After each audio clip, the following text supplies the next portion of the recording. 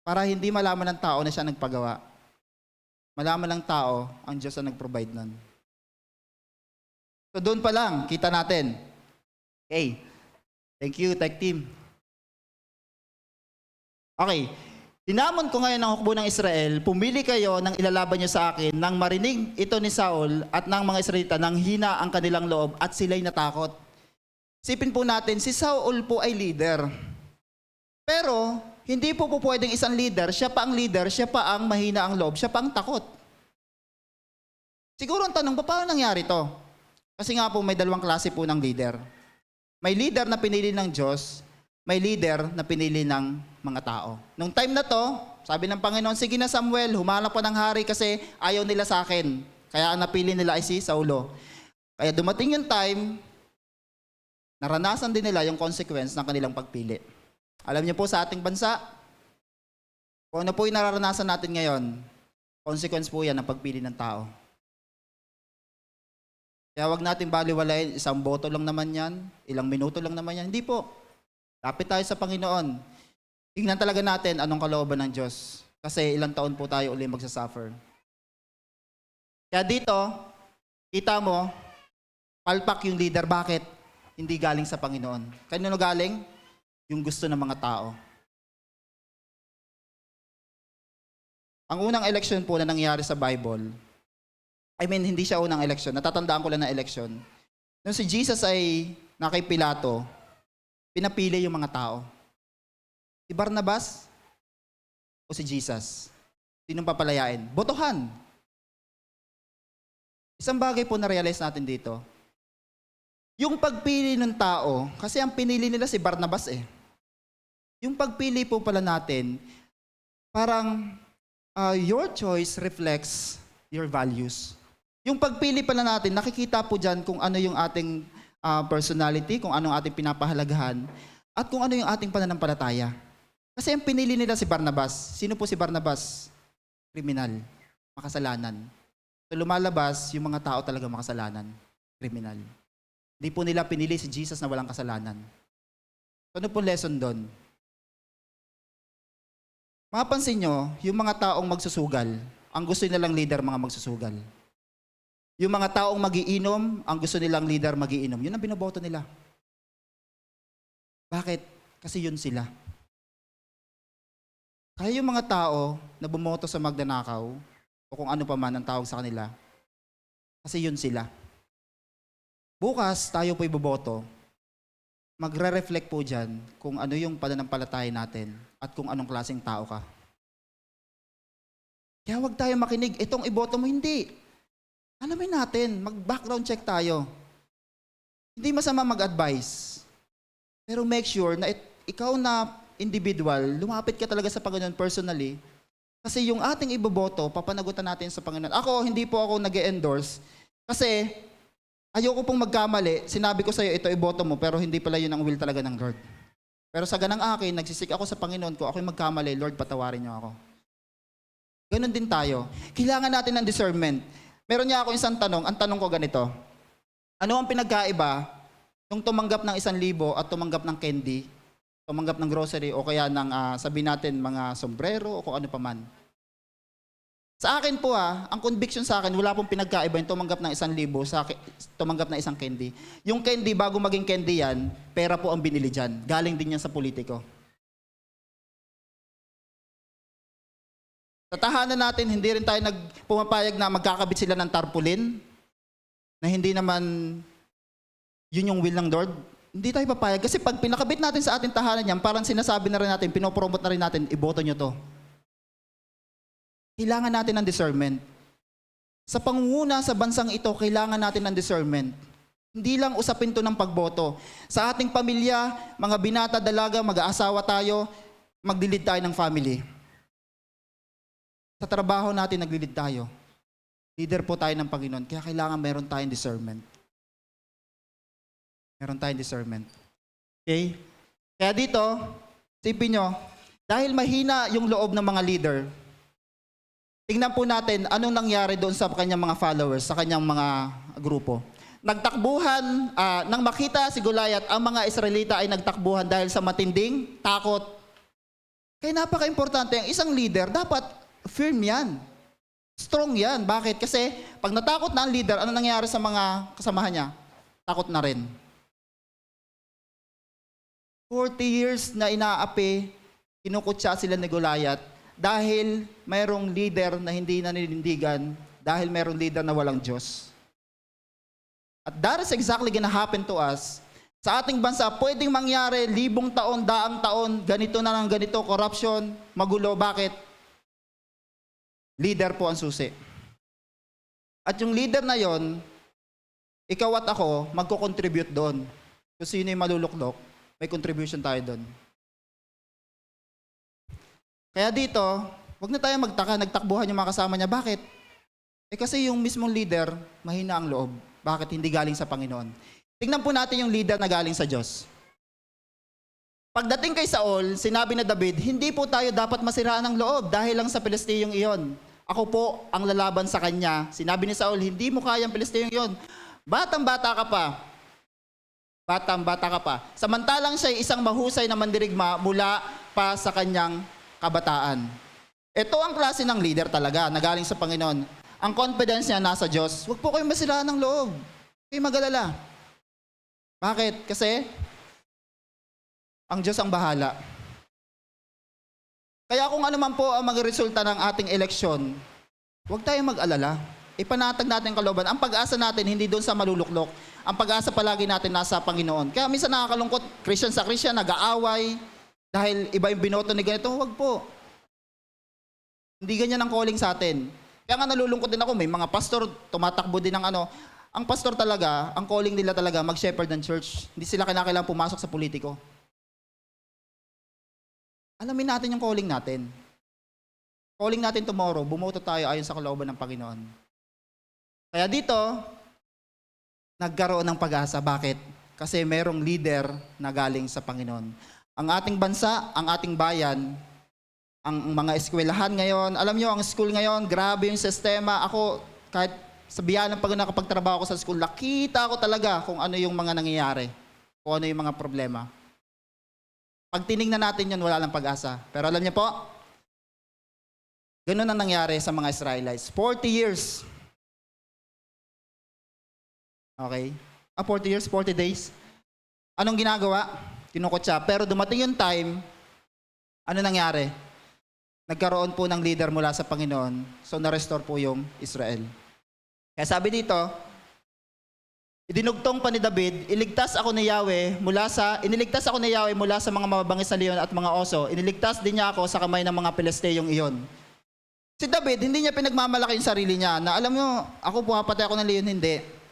Sinasabi ni David, yung mga leon na yun, napapatay yun dahil nililigtas ako ni Yahweh. Ang Panginoon pa rin ang kanyang pinopromote. Ito yung kailangan po natin sa ating panahon. Ito yung kailangan natin sa isang church.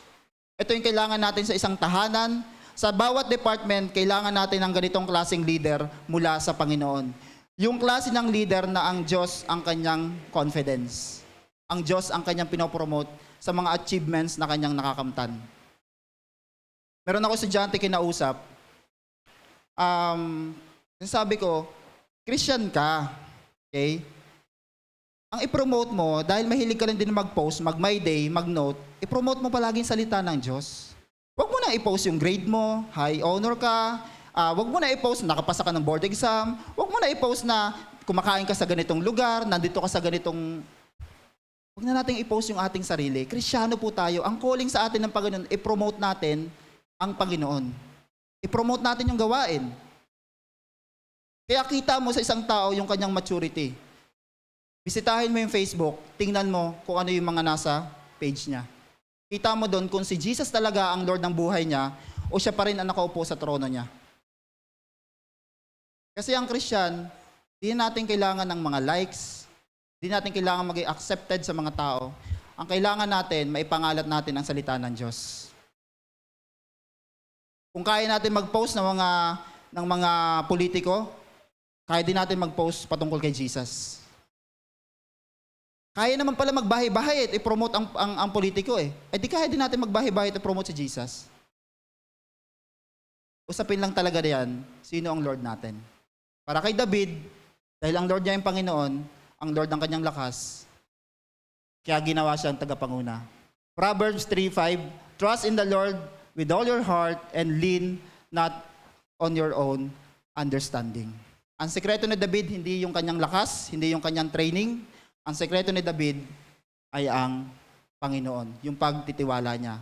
Kaya dapat, kung tayo po ay tagapanguna ng Panginoon, may hinahandle tayo, dapat tayo po yung unang-una nakikitaan ng faith. Hindi yung minsan baka tayo pa yung palaging nervyosin, takot, nagda-doubt. Hindi po. Dapat, kasi may nililid po tayo eh. Dapat yung mga nililid natin, kasi binigay sa atin ng Panginoon, espiritu po ng katapangan, espiritu ng karunungan, hindi po ng takot. So once na isang leader, gumewang-gewang na yan, natakot na yan, madadamay na po yung mga tagasunod din niya. Okay? Ano yung una? Sa pagpili ng leader, mapa-church man yan, mapabukas man yan sa butuhan, tignan natin, experience ba yan? Bihasa ba yan? May karanasan ba yan? Ano yung karanasan yan? Pangalawa, firm faith. Tignan natin kung talagang meron po siyang pagtitiwala sa Panginoon. Lastly, a leader must be resilient.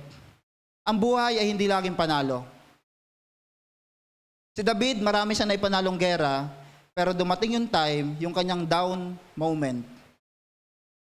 Ibig sabihin ng isang leader, hindi po tayo palagi malakas. Hindi tayo palagi masigasig. Hindi tayo palaging okay. Kanina nga lang po habang nag-worship po tayo, yung dito ko po, hindi ko po magalaw. Nagnanam po. Mula dito, nagdanam dito. Pangit nga na tumatakbo sa isip ko. Sabi ko, Lord, may stroke ba ako? May heart attack ba ako? Di ko alam, wala akong idea eh. Sobrang sakit. Sobrang sakit. Kaya yung iyak ko magkahalo na yun eh. Umiiyak ako dahil nag-worship, umiiyak ako dahil sobrang sakit. Pumunta nga ako sa huli, sabi ko kay Brent, pag-pray mo ako, hindi ako okay. Sabi ko baka matumba ako habang nagpipreach. Kasi yung taga-Bantilan po, yung pastor dyan, nakalimutan ko yung pangalan, natumba po yun habang nagpipreach eh. So, kaya patuloy niyo po ako pag-pray, hindi po talaga ako okay. Dito po, ito po, nagnanam po ito dito, papunta dito. Hindi ko alam, parang may ugat po na bumabatak po eh. Hindi po tayo laging okay, yun po yung totoo.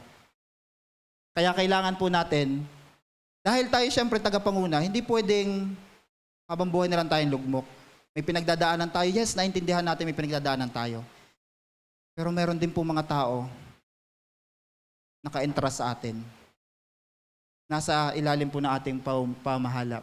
Tulad ng sinabi ni Yahweh, ang anak ni David sa asawa ni Urias ay nagkasakit ng malubha.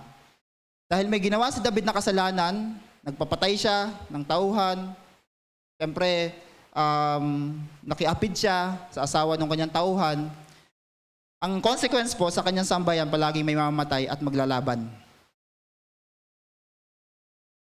Dumating yung time, dumating na nga.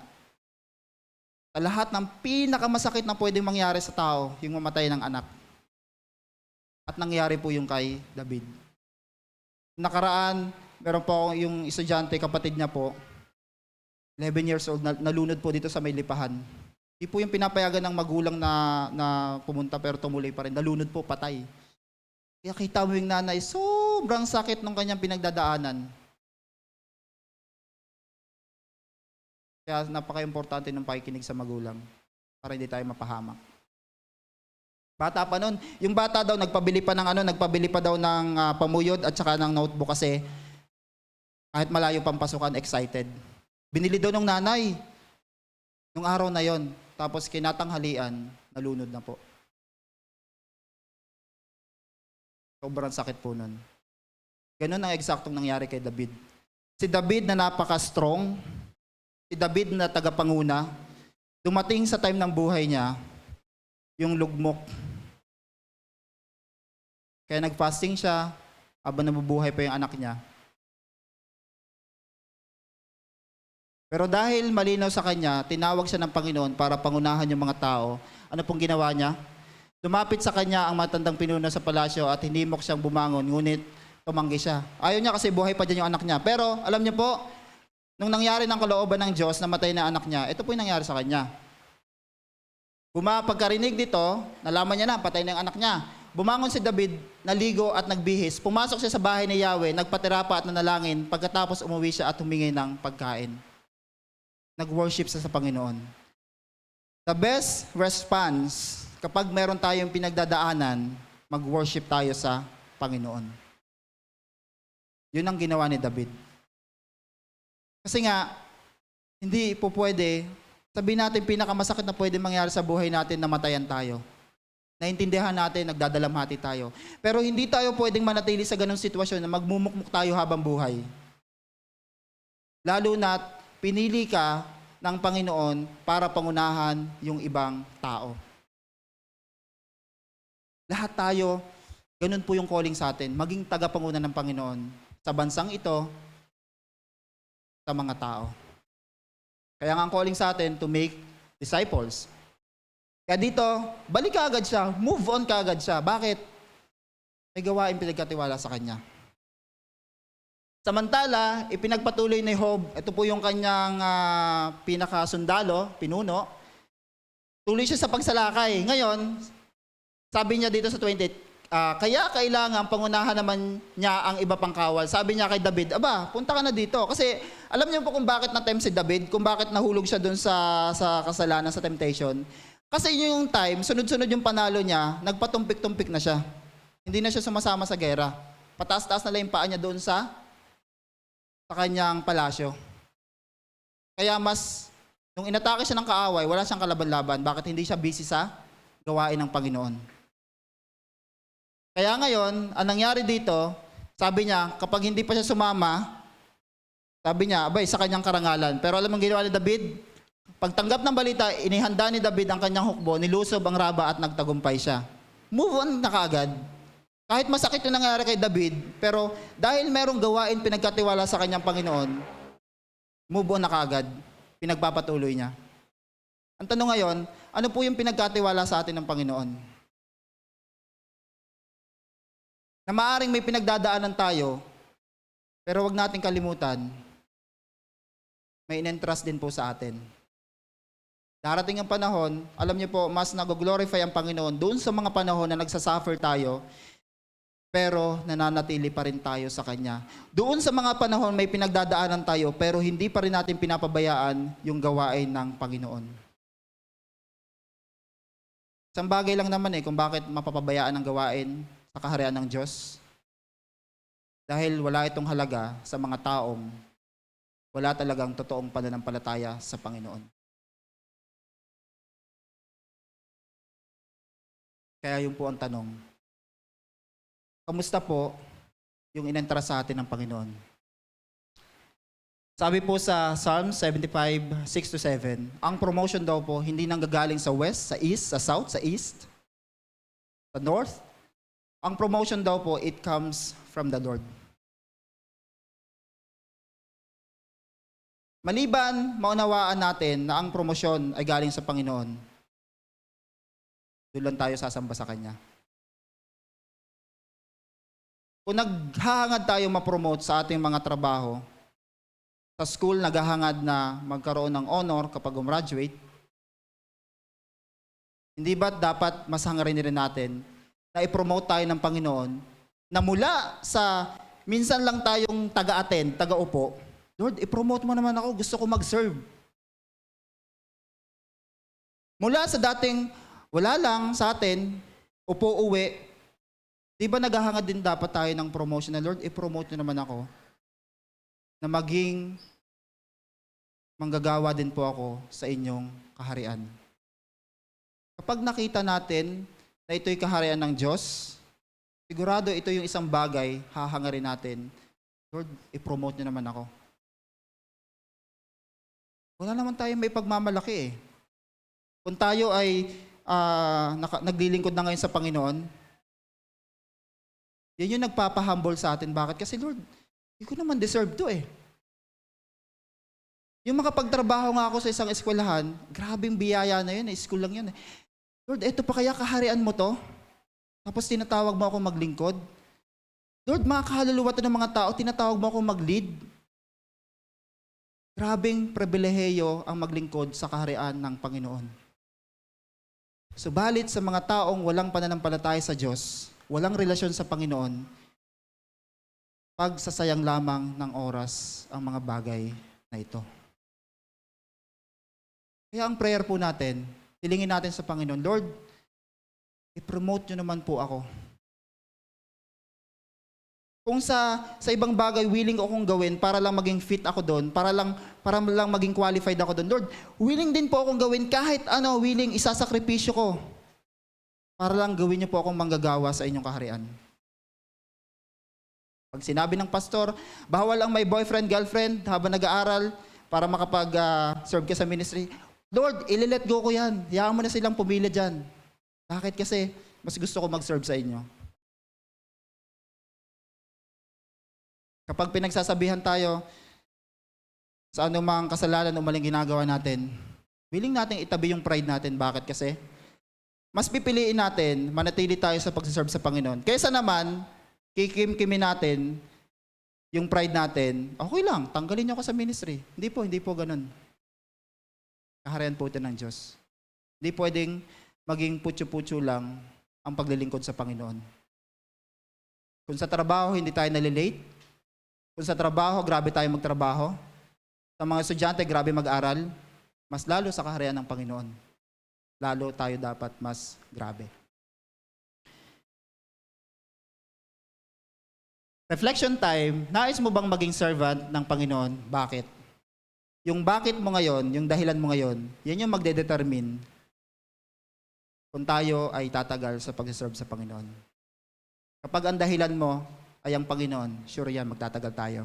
Pero kapag ang dahilan natin, gusto natin mag-serve kasi gusto natin makilala, or kung ano pa man, para sa sarili, di po tayo magtatagal. Paano ka mag-handle ng isang mahirap na sitwasyon? Kapag may problema, paano mo ito hinaharap? Kasi isang leader, dapat alam natin paano tayo maharap sa sitwasyon. Ano ang mga paghahanda na ginagawa mo upang maging isang servant leader? Gusto mo ba maging servant leader? Paano mo pinaprepara yung sarili? Ma-attend ba tayo ng training para tayo mahasa? Patuloy ba tayo nagbabasa ng salita ng Diyos? Hindi niyo po kailangan umamin. Okay? Patuloy ba tayo nagbabasa ng salita ng Diyos?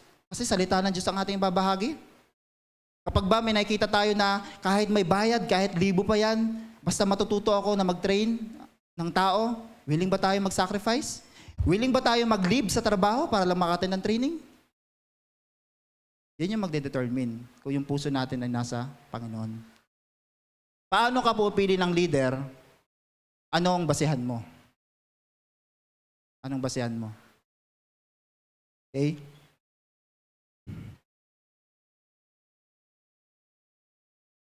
Reminder po, wala po naman talagang qualified sa atin para tayo ay maging servant leader. Pero ang maganda, the Lord qualifies leaders. Ang kailangan lang ng Panginoon yung puso natin. Hindi kailangan ng Diyos ang pera natin. Kaya hindi natin pwede ikatwiran, Lord, magtatrabaho na lang ako, magsasupport na lang ako ng missionary o magsasupport na lang ako ng ministry. Hindi po ganun. Hindi kailangan ng Diyos ng pera mo. Ang kailangan ng Diyos ay ikaw, yung puso mo. Kaya dito, kahit di tayo qualified, ang Diyos mismo ang gumagawa ng mga tagapanguna niya. Kaya hindi po dapat tayo kabahan. Ang church na ito, magpapatuloy ito, magpawalang hanggan. Bakit? Kasi ang Diyos ang naglagay ng tagapanguna. Ito yung tanong. Do you really love to be His servant? Hindi, do you really want? Hindi, do you really like? Hindi. Do you really love? Gaano mo kagusto maging lingkod ng Panginoon? Ganito ko ba kasaya na, parang naabot mo na yung tuktok ng tagumpay. Masayang-masaya ka ba dahil may dinidisciple ka ngayon? Masayang-masaya ka ba kahit isang bata lang yan, hinahandle mo? Masayang-masaya ka ba nakakapaglingkod ka sa Panginoon? Masayang-masaya ka ba araw-araw may natatouch na buhay dahil ginagamit ka ng Diyos? Ganito ka ba kasaya? Kasi kung hindi ang kaligayahan natin ay ang paglilingkod sa Panginoon, yun yung unang problema. Yung unang problema. Dito na po tayo nagtatapos. Again, mga kapatid, tatlong bagay po, yung mga kaloob sa atin ng Panginoon, kung paano tayo pinaprepare ng Panginoon, yung mga karanasan natin, ang goal palagi natin, mag-glorify ang Diyos. Gagamitin natin para sa Kanya. Aware man tayo o hindi, araw-araw, ginagamit natin yan. Ang tanong lang ay, ginagamit po ba natin para sa Panginoon? Niniwala ako kinakausap ka ng Diyos. Tinatawag ka ng Diyos para maglingkod sa Kanya. Huwag lang tayo magmatigas sa banal na Espiritu. Ang paglilingkod sa Panginoon ay hindi pagsasayang ng oras. Hindi ito sakripisyong mapupunta sa wala. Ang paglilingkod sa Panginoon ay isang pribilehiyo na hindi na ibigay sa lahat. Tanging sa atin lang mga anak ng Diyos, ibinigay ang karapatang maglingkod. Kaharian po ng Diyos ay pinag-uusapan natin. Hindi ito negosyo, hindi ito trabaho, hindi eh. Tinatawag tayo ng Diyos sa kanyang kaharian. Kaya kung ano yung sitwasyon natin ngayon, dapat nating balikan. Ito yung calling natin, mag-serve. Hindi tayo niligtas ng Panginoon para lang magtipon pag Sunday, umupo, umuwi, mag-fellowship. Hindi po eh. Dapat, throughout the week, active po tayo sa labas. Once a week, nagtitipon tayo dito para i-celebrate ano yung ginawa ng Panginoon habang lumalabas tayo. Ilang kaluluwa na dagdag.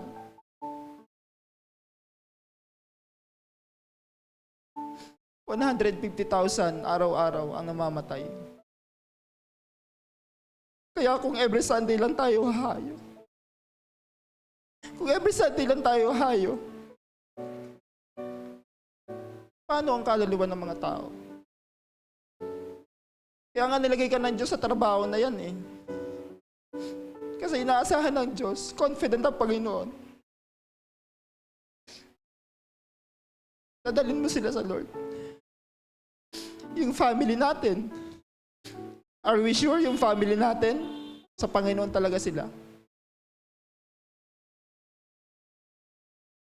The question might be, kapag sinundan ba ng pamilya natin yung lakad natin, patungo ba sila sa Diyos? O baka maliligaw din sila? Minsan binabaliwala natin yung tawag sa atin, binabaliwala natin, gawain lang naman to ng Panginoon, Bible study lang naman yan, prayer meeting lang naman yan, hindi eh. Hindi naman natin deserve to eh.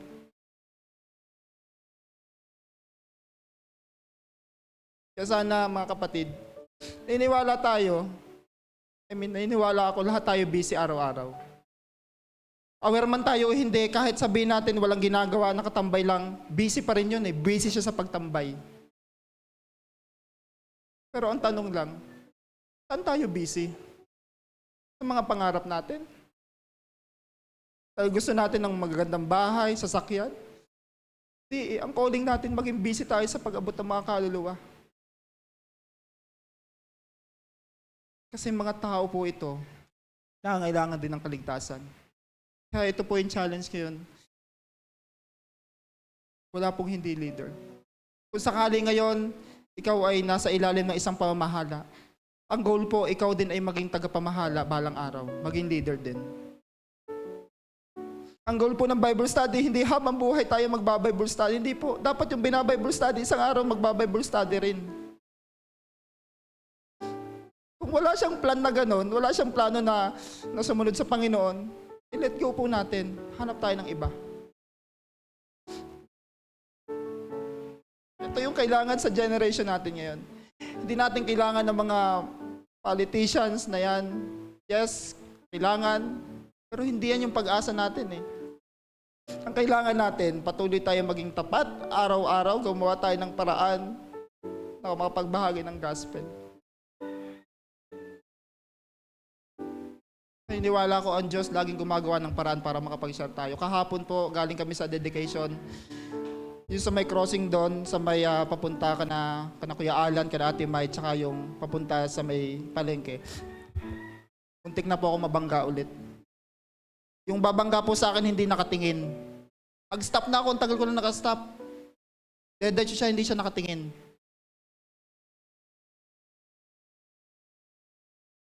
Pag-ahon ko ng tulay, bago sumapit doon sa may Phoenix, sumabog yung gulong ko. Laki ng nakatasak. You know what the message is? Na-flat ako, nakapunta ako ng vulcanizing shop para lang masyaran ng gospel yung mga taong yun. Kinakailangan platin pa yung aking sasakyan para makaabot sa mga taong yun yung gospel. Sabi ko sa kanila, kung may church po dito na po kayo magpatuloy. Hindi ko po kayo follow up na kasi marami na rin po ako na-handle. Ibig sabihin, ang Panginoon gagawa ng paraan yan. Ang kailangan lang, gusto ba natin? Gagawa ang Panginoon ng paraan para makapag-share tayo ng gospel araw-araw.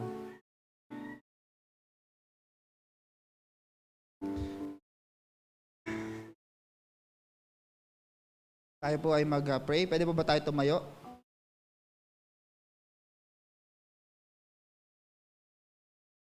Tayo mag-pray sa Panginoon. Panginoon, maraming salamat po.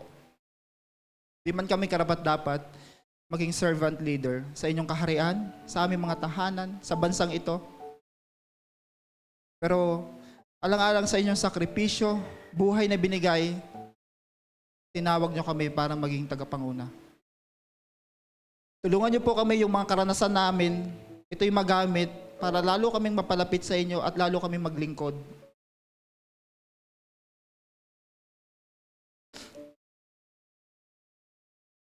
May 2 tao, parehas ang pangyayari. Namatayan sila, pero yung isa, mas pinili niyang magpatawad. Yung isa, galit na galit, ayaw niya magpatawad. Iisa ang sitwasyon, pero Lord, magkaiba ng tugon. Sa buhay namin, maaaring ganito din, Lord. Tulungan niyo kami, anumang sitwasyon namin. Piliin palagi namin, Panginoon, yung kalooban niyo po. Tulungan niyo po kami kung paano niyo kami tinitrain ngayon, yung aming po mga karanasan. Magamit po ito para maglingkod sa inyo. Tulungan niyo po kami maging matatag yung aming pananampalataya bilang tagapanguna. Kasi nakasalalay din dito, Panginoon. May mga tao na nakasunod din sa amin, O God. Tulungan niyo kami, Panginoon, na kapag sinundan din nila yung lakad namin, talagang patungo po sa inyo. Lord, tulungan niyo kami maging resilient. Yung bang kahit may mga masasaklap na pangyayari sa buhay namin, kaya namin bumangon ulit at magpatuloy sa inyo.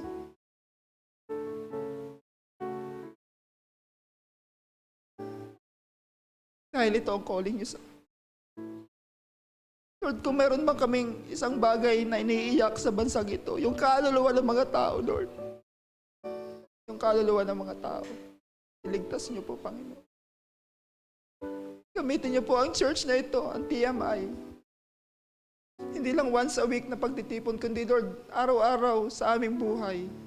Mag-iaktibo po kami sa misyon na gumawa ng mga disciples niyo po. Maraming salamat po, Panginoon. Bukas, kami po ay pipili ng tagapanguna sa bawat bayan, lalawigan. Hinihiling po namin, Panginoon, gabayin niyo po ang bawat isa. Ang pagpili talaga namin ay ang inyong gabay. Na hindi po kami matukso sa anumang kanilang iniaalok, kahit isang pirasong candy pa ito, Lord. Tulungan niyo po kami, Panginoon. Amin pong pinagkakatiwala sa inyo ang eleksyon, ang resulta nito. Tulungan niyo po na ang body of Christ ay magkaisa. Malaman ang inyong kalooban. Tulungan niyo po ang body of Christ ay hindi mag-away-away dahil sa eleksyon. Salamat po, Panginoon. In Jesus' name we pray. Amen and amen. Magandang umaga po ulit sa ating lahat. At pwede na po tayo makaupo.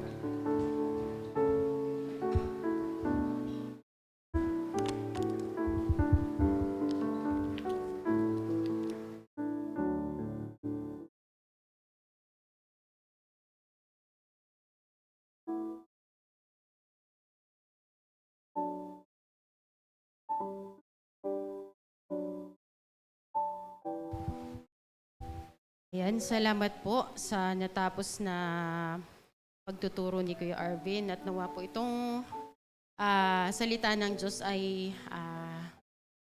tumiim sa ating mga puso at kaluluwa. Dumako naman po tayo sa pagbibigay. Ayon po sa 2 Corinthians chapter 9 verse 7, sapagkat ang bawat isa'y dapat magbigay ayon sa kanyang pagkaibigan sa puso, hindi dahil sa kadahan o sa pilit, sapagkat iniibig ng Diyos ang nagbibigay na masaya.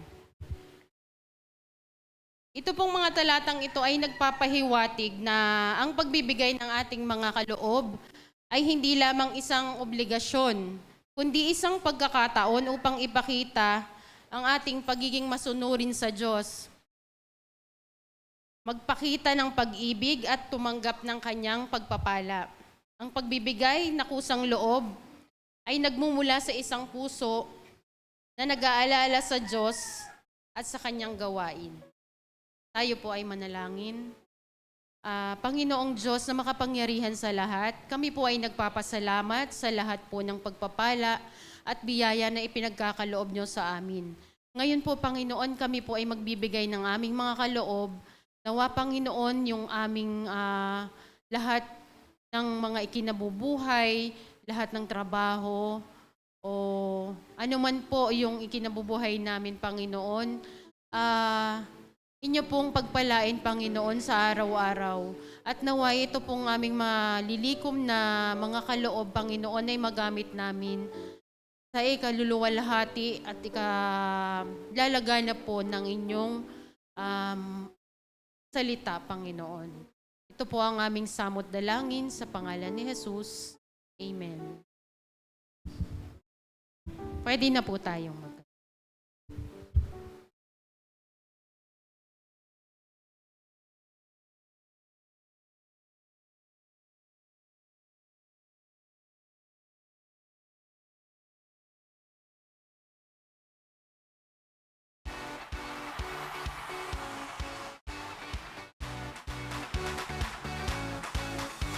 Oh, you are God, and we lift you up. We'll keep singing, we'll keep praising, we won't stop giving all we got, 'cause you're worthy of all glory. Oh, there is no other, you are forever, Lord, over all. There's nobody like you, no one beside you. That's why we're singing out to you. Let endless praise resound every night and day, and with no delay. Let endless praise resound. Let's go.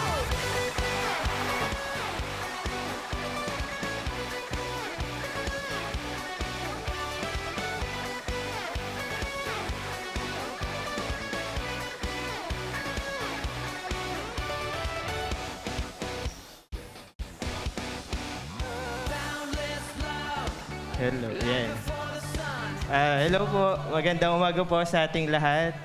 Ready na ba kayo? Sana ready din kami. 1 week po kami nag-practice simula last Sunday ng hapon hanggang kahapon. So, sana po ay mag-glorify po namin ang Panginoon sa aming special number.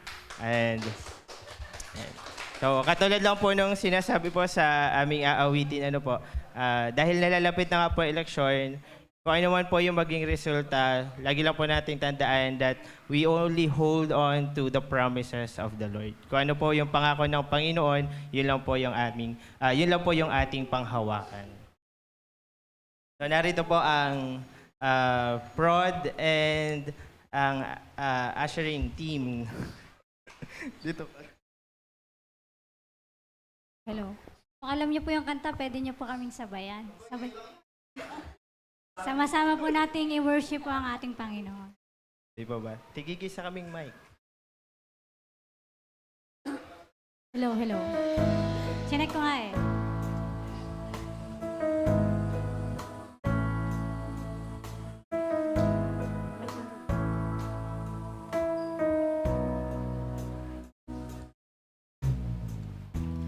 Panginoon, lumalapit sa inyo ang puso kong nag-iisa.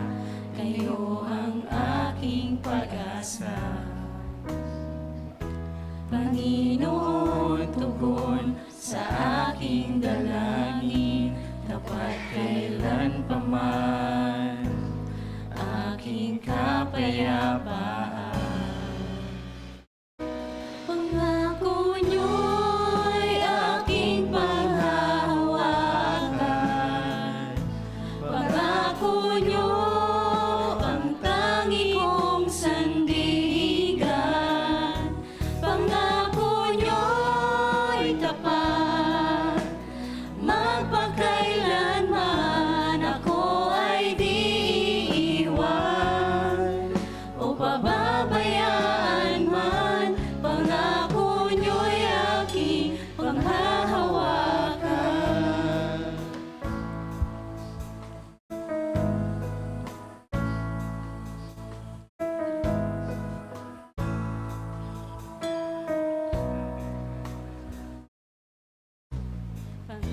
Panginoon, lumalapit sa inyo ang puso kong nag-iisa. Kayo ang aking pag-asa. Panginoon, tugon sa aking dalangin, tapat kailan pa man aking kapayapaan. Pangako niyo'y aking panghahawakan. Pangako niyo ang tangi kong sandigan. Pangako niyo'y tapat, magpakailanman ako ay di iiwan o pababayaan man. Pangako niyo'y aking panghahawakan. Pangako niyo'y aking panghahawakan. Pangako niyo ang tangi kong sandigan. Pangako niyo'y tapat, magpakailanman ako ay di iwan o pababayaan man. Pangako niyo'y aking panghahawakan. Ako ay di iwan o pababayaan man. Pangako niyo'y aking panghahawakan. To God be the highest glory po. Thank you po.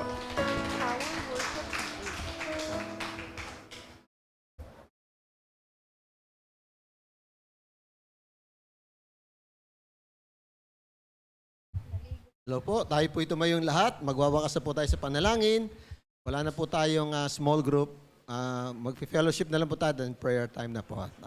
Tayo po mag-pray. Panginoon, salamat po sa iyong kabutihan. Tunay, Panginoon, pangako niyo, Lord, ay aming pwedeng panghawakan. Salamat, Lord, sa umagang ito. At ibigay niyo po, Panginoon, igawad po niyo ang biyaya, ang proteksyon, ang patuloy na pagpapala, Panginoon, sa bawat isa. Ito po aming dalangin sa pangalan ng Ama, ng Anak, at ng Santong Espiritu. Magsabi po tayo ng Amen. Amen. Pumuna tayo para po sa ilang pagbabalita po.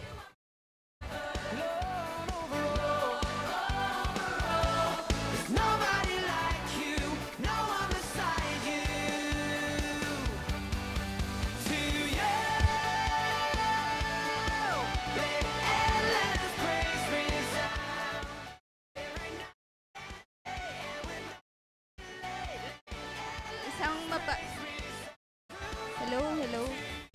Isang mapagpalang umaga po sa ating lahat at ngayon naman po ay dadako tayo sa ating mga regular announcement pero bago po yon, batiin po muna natin ang magbe-birthday celebrant ngayong May 18, si Erich. Happy birthday! Happy birthday!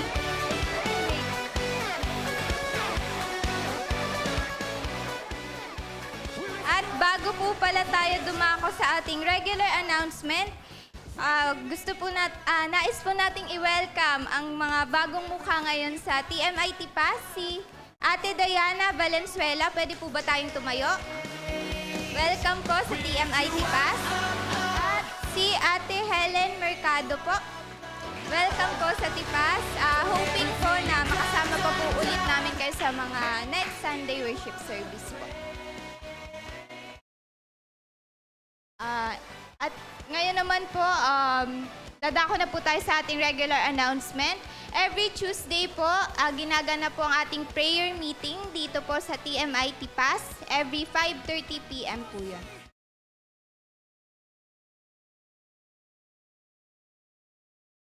Ganun din po ang ating online prayer fellowship via messenger naman po yun every Friday, 7 p.m. Ganun din po ang ating night of prayer and worship every last Friday po yun of the month, 7 to 9 p.m. dito po sa TMI Tipas Church.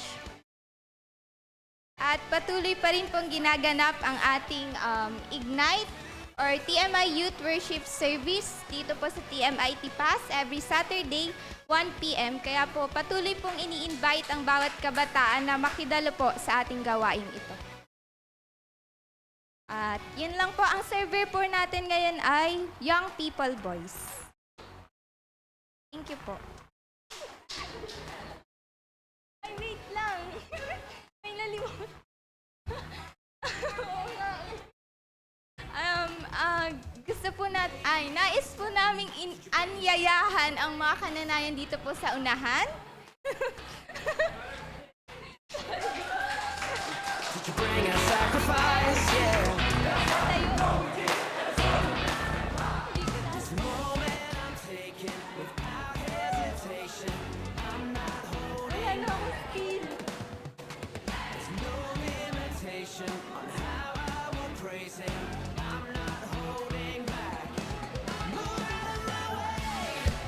'Cause I am here. Ayan. And since we are celebrating and we are honoring God para sa ating mga nanay, binibigyan natin ngayon ng special na araw ang ating mga kananayan for their sa kanilang hard work. Hindi biro ang gumising ng maaga para ipagluto ng babaunin ang mga anak, ipag-prepare, ipagplantsa, paliguan. Sige. Okay, doon na lang po tayo sa gilid. Hindi, joke lang. Dito po tayo sa gitna. Ayan. Ayan, sige po, dito po tayo sa gitna. Ayan, once again. Palakpakan naman na po natin ang Panginoon sa buhay po ng ating mga kananayan.